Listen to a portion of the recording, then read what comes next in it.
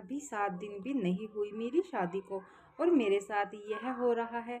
मेरा नाम रानी है। मैं बहुत ही लोअर मिडिल क्लास परिवार की लड़की हूँ। मेरा परिवार बड़ी मुसीबतों से अपना गुजारा चला रहा है। मेरे घर में अब एक परेशानी है मेरी शादी की। कितने ही रिश्ते अब तक मेरे घर वाले देख चुके हैं, लेकिन किसी को मैं पसंद नहीं आई। दिखने में इतनी अच्छी नहीं हूं ना। संस्कार और स्वभाव सब बाद में आते हैं, पहले रंग आता है।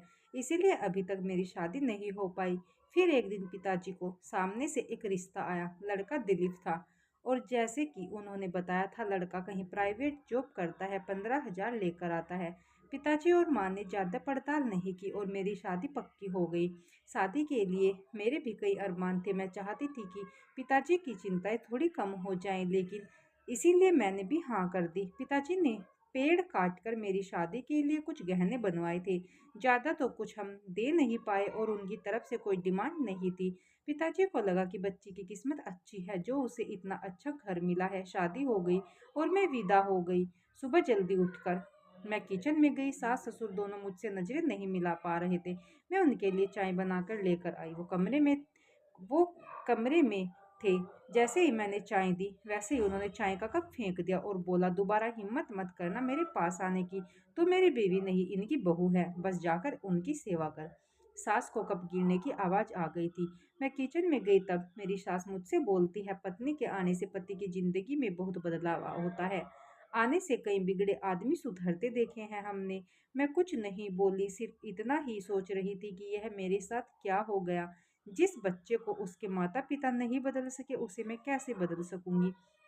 ऐसे लड़के से किसी की शादी करना क्या सही है? वो भी सिर्फ इसलिए कि बेड़ियां बांध देने से वो सुधर जाएगा।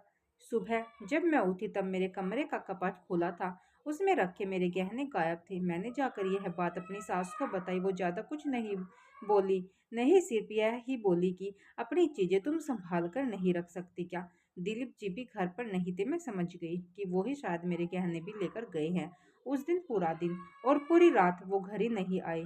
जी, तो मेरा करा कि पिताजी को एक बार फोन करके जरूर पूछ लूं कि आपने किस लड़के के साथ मेरी शादी करवा दी है। लेकिन फिर मुझे लगा कि अब बोलने से क्या फायदा। वो 3 दिन बाद घर पर आए। आते ही उनके और उनके पिताजी के बीच बहुत कहासुनी हुई। मेरी सास ने मुझे फिर ताना मारा कि बहू लाए थे कि चलो बेटा संभल जाएगा, लेकिन उसके आने के बाद तो ये ज्यादा बिगड़ गया है। मैंने भी सोचा कि मैं इतनी जल्दी तो हार नहीं मानूंगी, इसीलिए मैंने अपने आंसू नहीं गिरने दिए। मैंने उनसे फिर बात की। मैंने पूछा कि आप क्या चाहते हैं, ऐसे ही जिंदगी को आगे बढ़ाना या आपने कुछ सोचा है? वो बोले कि तुझे जो करना है तू कर, मुझे तेरी शकल भी नहीं देखनी। मुझे थोड़ा गुस्सा आया और बोला कि फिर आपने शादी क्यों की? वो जोर से बोले, शादी मेरे घर वालों के कहने पर की। मुझ पर कर्जा था 2 लाख का, वो जिन्होंने उन्होंने तभी दिया जब मैं शादी को माना। फिर मैंने बोला, तो फिर आपने मेरे गहने भी इसीलिए लिए थे? बस मेरे इतने बोलने पर उन्होंने मुझे जोर से चाटा मार दिया। मैं जैसे सुन रह गई। अभी 7 दिन भी नहीं हुई मेरी शादी को और मेरे साथ यह हो रहा है। अब मैं रात भर सो नहीं पाई। मैं अपने भविष्य के बारे में सोच रही थी और मेरे सामने कई विकल्प थे जिसमें से मुझे चुनना था। रात भर मैं यही सोचती रही। फिर सुबह हुई और मैंने अपना सामान पैक पैक कर लिया। मेरी सास मुझसे पूछने आती है, यह क्या कर रही हो? मैंने बोला, मैं अपने घर जा रही हूँ। सास ने मुझे ताना मारा कि तुम्हारे घर में खाने को नहीं है, 2 दिन में वापस तुझे यहीं आना पड़ेगा। मैंने बोला, मैं जैसी भी हूँ मेहनत करके खा सकती हूँ, तुम्हारे बेटे की तरह चोर और शराबी नहीं हूँ। मेरी सास मेरा मुंह देखती रह गई। पता नहीं मुझ में इतनी हिम्मत कहाँ से आ गई थी। मुझे पता था कि यह मेरे और मेरे परिवार के लिए बहुत संघर्षपूर्ण हो सकता है, लेकिन उस समय मुझे यही ठीक लगा। उम्र भर ऐसे किसी के साथ कैसे रह सकती हूँ जो चोरी करे, शराब पीकर मुझे मारे।